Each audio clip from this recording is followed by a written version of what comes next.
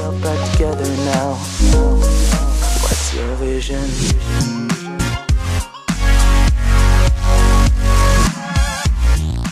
Aqui, pessoal, no Halle Hotel, na cidade de Unai, onde acontecerá o seminário de comunicação alternativa, que tratará sobre a cegueira, gagueira e a surdez. E estamos aqui com o fonoaudiólogo que veio de outro estado para poder falar sobre quais os problemas que podem estar afetando uma pessoa que gagueja. Então, vamos entrevistá-lo agora. Prazer, Denis. Qual é o seu nome por completo mesmo? Então, meu nome é Denis Batista, sou de Salvador, sou fonoaudiólogo e também sou uma pessoa que gagueja. Muita gente duvida, mas sim, eu gaguejo. E como surgiu a gagueira na sua vida, Denis?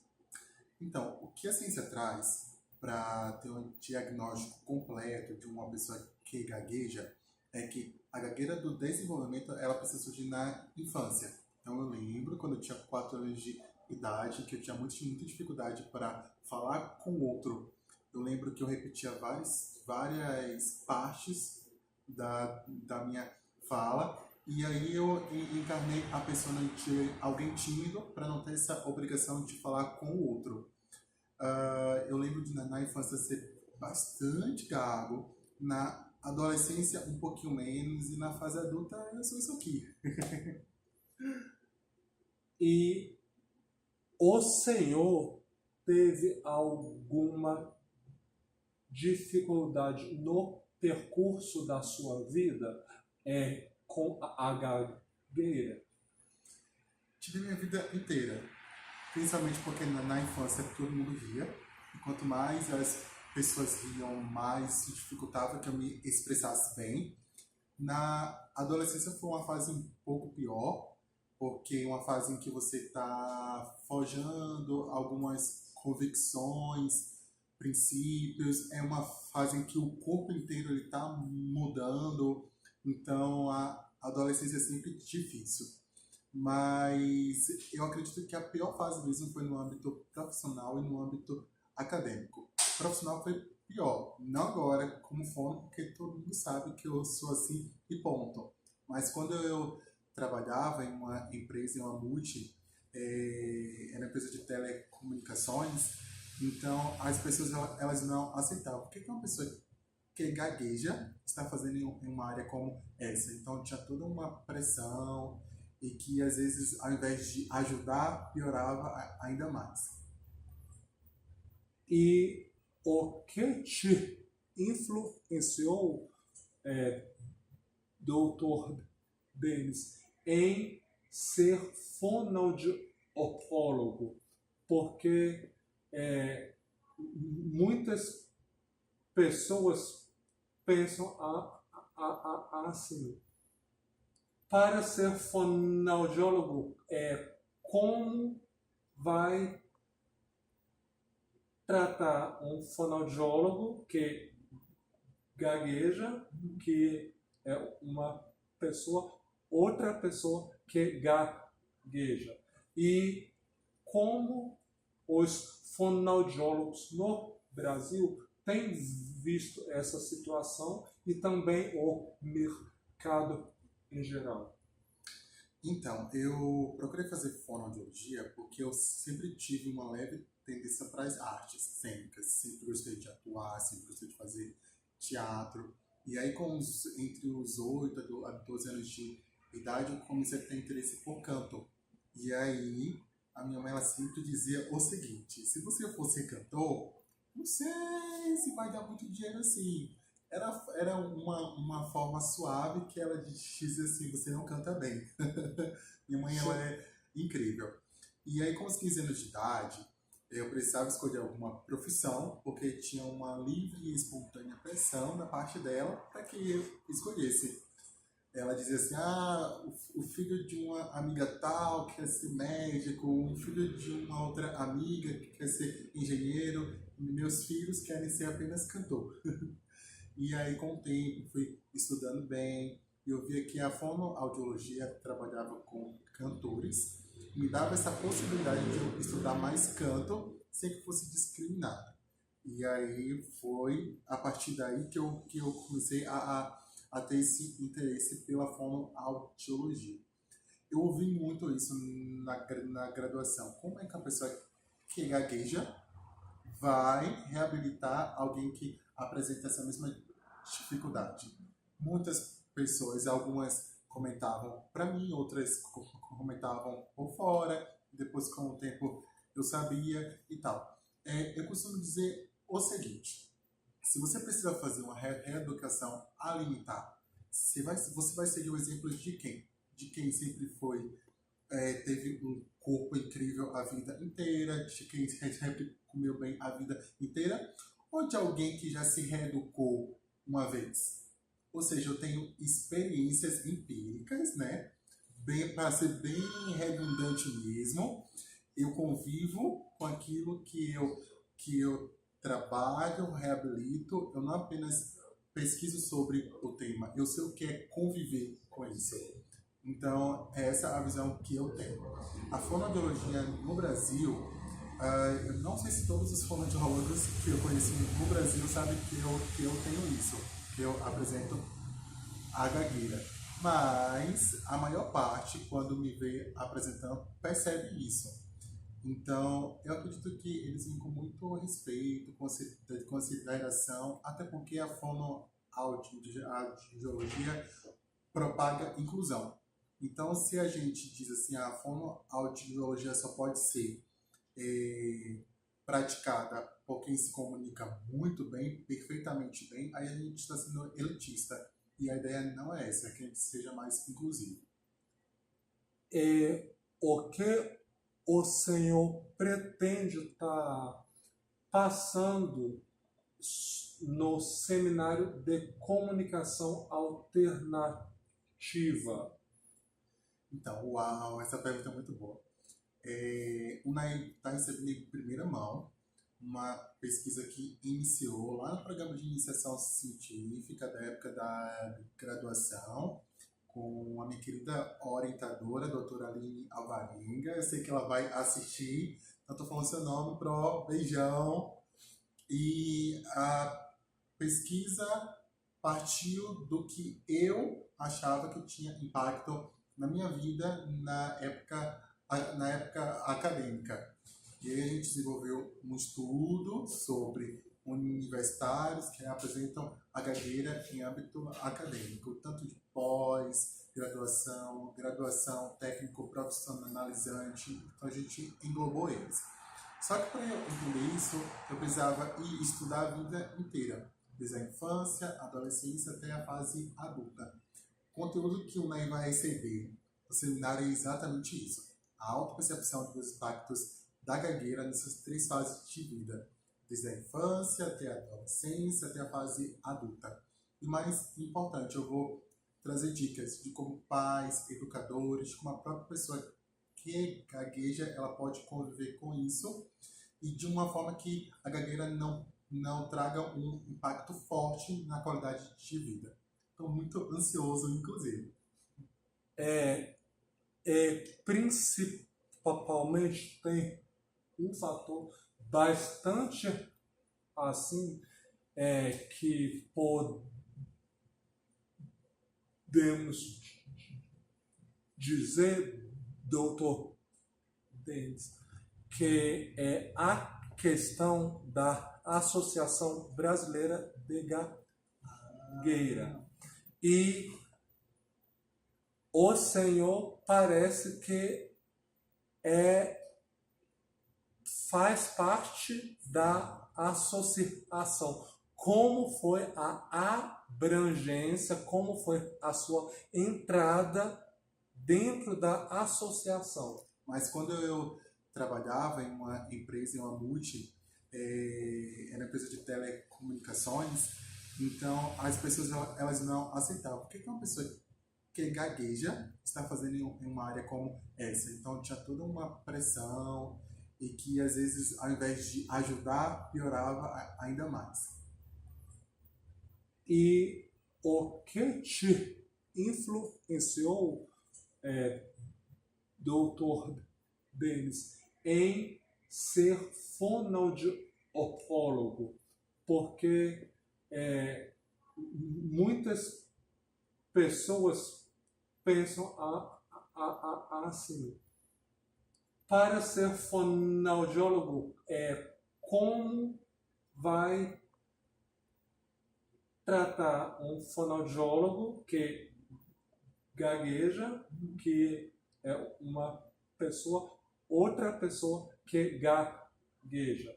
E como os fonoaudiólogos no Brasil têm visto essa situação e também o mercado em geral?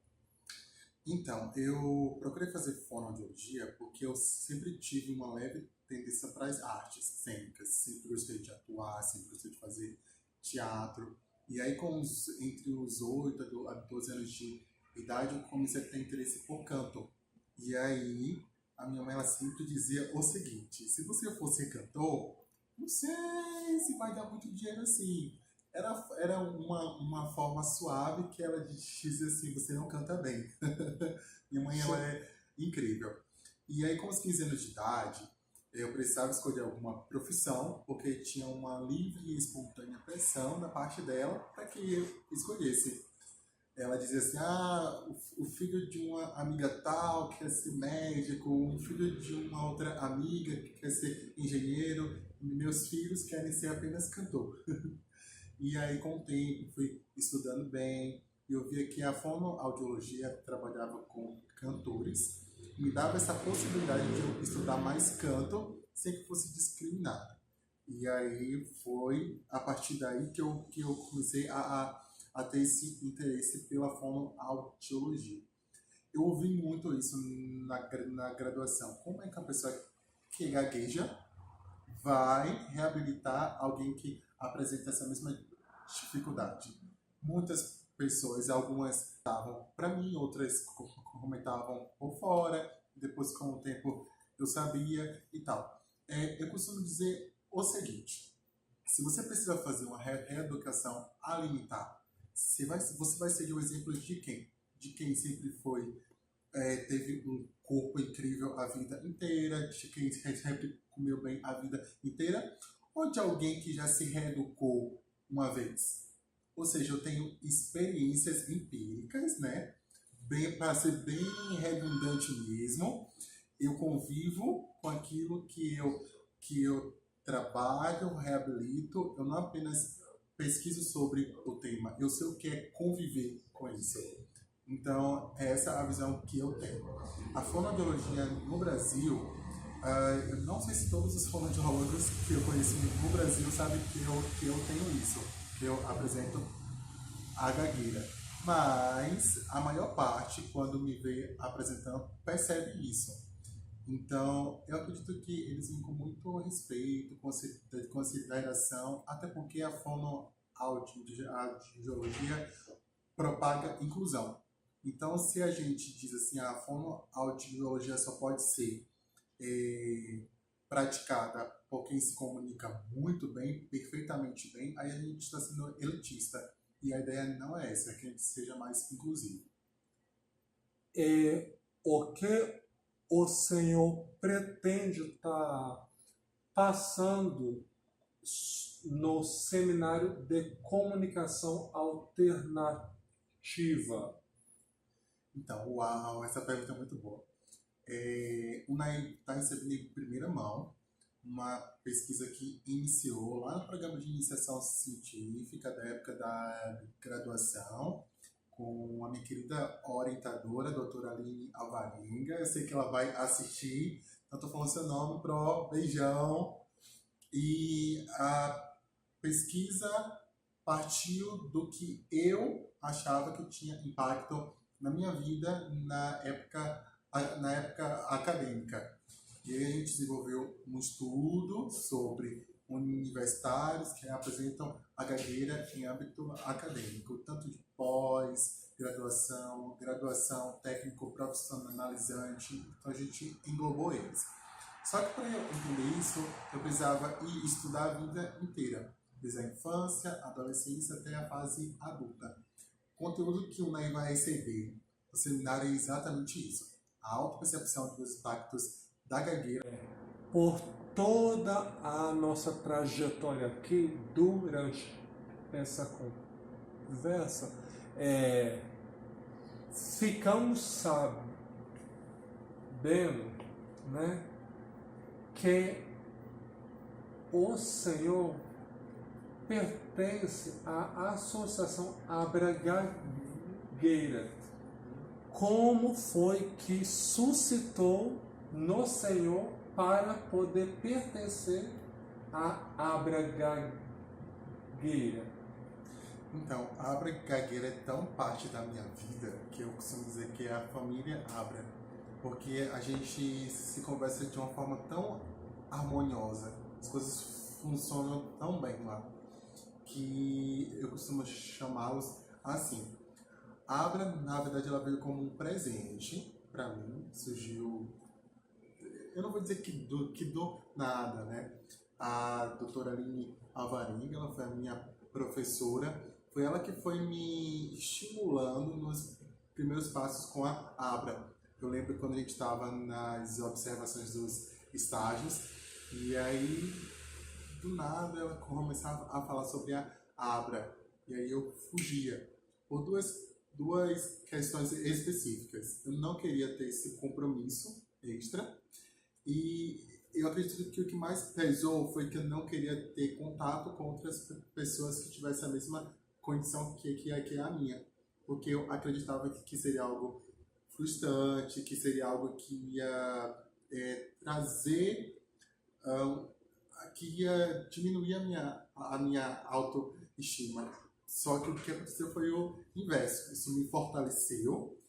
Apareceram outras pessoas que foram me fortalecendo mais ainda. Cada história, cada troca acabou que uniu mais um grupo. E hoje a gente tem o que eu costumo dizer resiliência. Juntos nós somos mais fortes, resilientes. E aí eu fui conversando com a diretoria, com a coordenação, para a gente abrir um grupo de apoio lá em Salvador. A gente teve algumas reuniões, alguns encontros, conseguimos abrir o grupo de apoio em Salvador, que agora em novembro faz 2 anos.